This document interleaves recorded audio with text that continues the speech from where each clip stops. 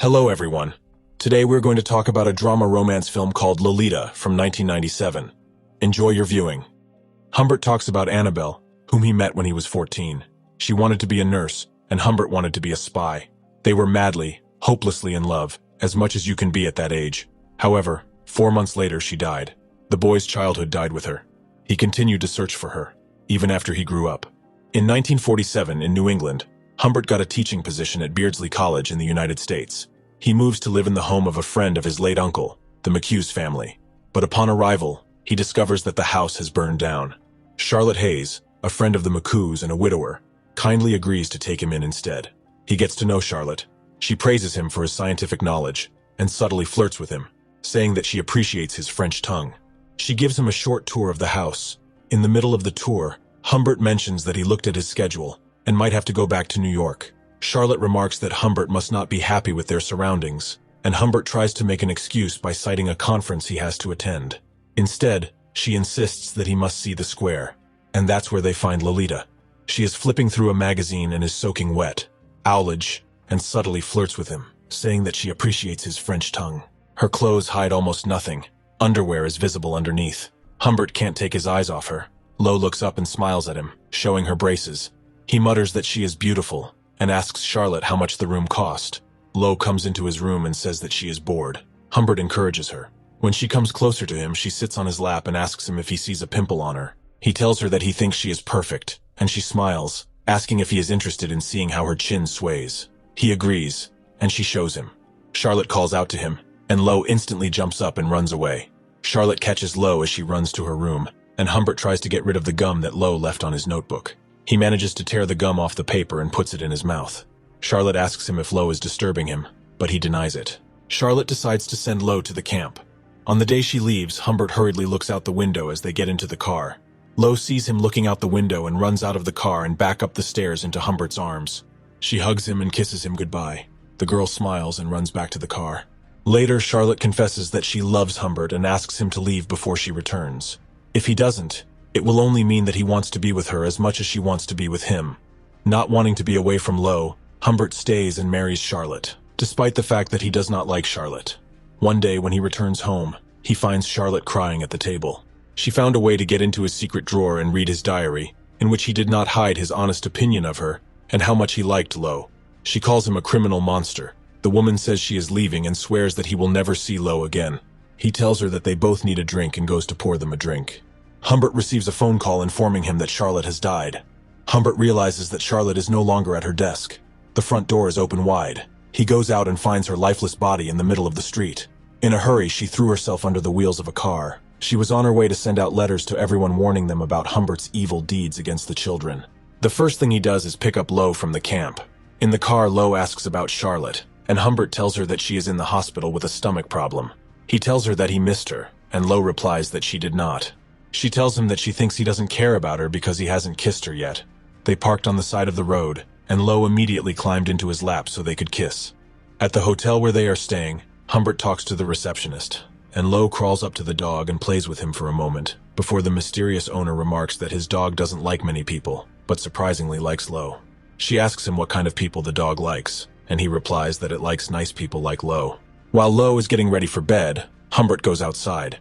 He runs into the man Lo was talking to earlier. He tells him that Lo is her daughter, but the other man knows he is lying. He asks about Lo's mother, and Humbert tells him that she is dead.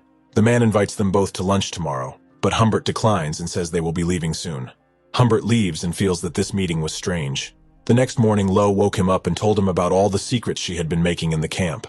He asks her if she really did it with Charlie at camp. She playfully tells him that she guesses she needs to show him, and starts to unbutton his pajama pants. Back on the road, Lo asks him if he could take her to a gas station because she is in pain. He looks at her in a panic. When they arrive, Lo turns and asks Humbert for some change to call Charlotte at the hospital. He tells her that she can't answer, and the girl asks him why she can't get in touch with her mother. Humbert finally tells her the truth. They travel across the United States, and Lo visibly misses Humbert. Finally, they stop at Beardsley College, where Humbert gets a teaching position. He talks about being in heaven, despite the fuss she makes.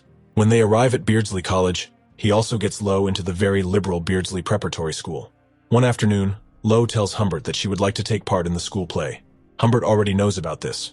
He refuses. She tries to seduce him to get her way, telling him that she has the right to be in the play if she wants to. She declares that she wants a lot of things too, just as he wants a lot from her. She demands that he increase her salary and also allow her to act in the play. Humbert sees Claire Quilty when he comes to Lowe's rehearsal for the play. This is the man they met in the hotel when they first started traveling. He is a playwright and is in charge of the current play. The relationship between them grows increasingly cold as Humbert begins to buy her favor. He thinks she is saving every penny to get away from him. The man finds out that Lowe has missed her last 2 piano lessons. He asks her what she was doing, and she explains that she was rehearsing a play with Mona. He calls Mona, and the girl admits that they rehearsed in the park. Humbert doesn't believe her, and they start to fight. He accuses Lowe of trying to run away from him, which she does not deny. He demands that she return the money he gave her, but she says she earned it. He beats her. She asks him to kill her the same way he took her mother's life. He asks her to stop, but she refuses and continues to accuse him. She screams and runs away from him. Humbert finds Lowe at the pharmacy. Lowe quickly tries to hide the fact that she was on the phone. She tells him that she has been trying to reach him since she made her decision. She wants to leave Beardsley and go on another journey, but this time, she chooses where they go. He agrees.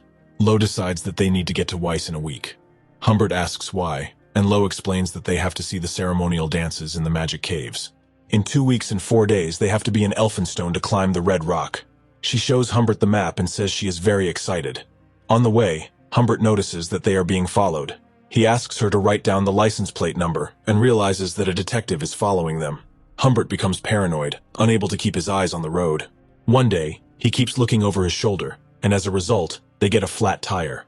When he goes to fix the tire, a car that was following them stops a few feet away. He decides to argue with the driver, but realizes too late that Lowe has taken control of the car and is driving away. He catches up to her because she wasn't going fast enough and orders her to hit the handbrake. She tells him that he should be grateful to her because she stopped the car. Back on the road, Humbert asks Lowe to give him the notebook on which she wrote down the license plate number.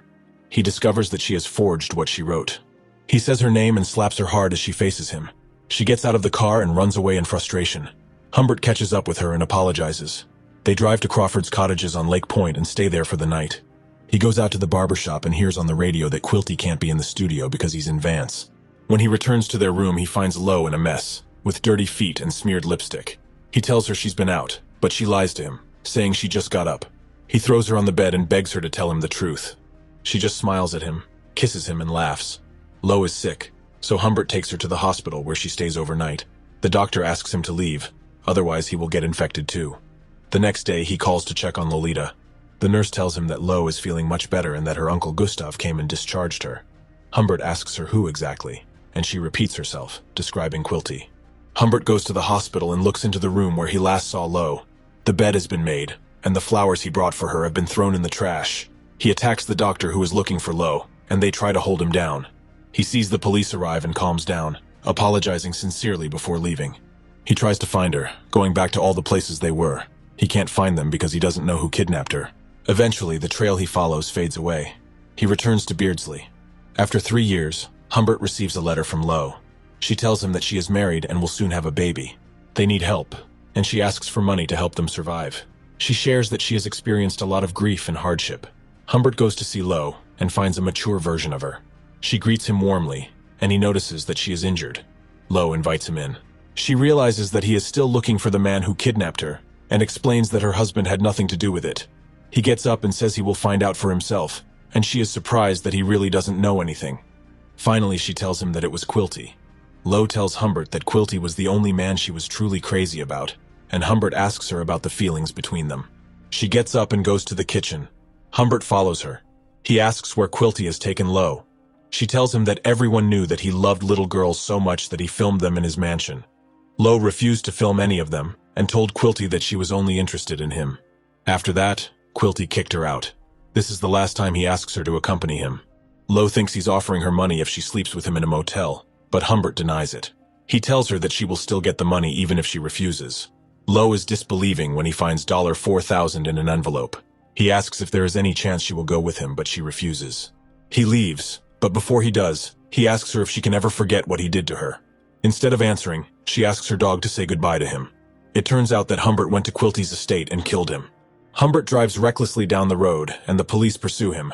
The movie ends with the police catching Humbert and sending him to prison,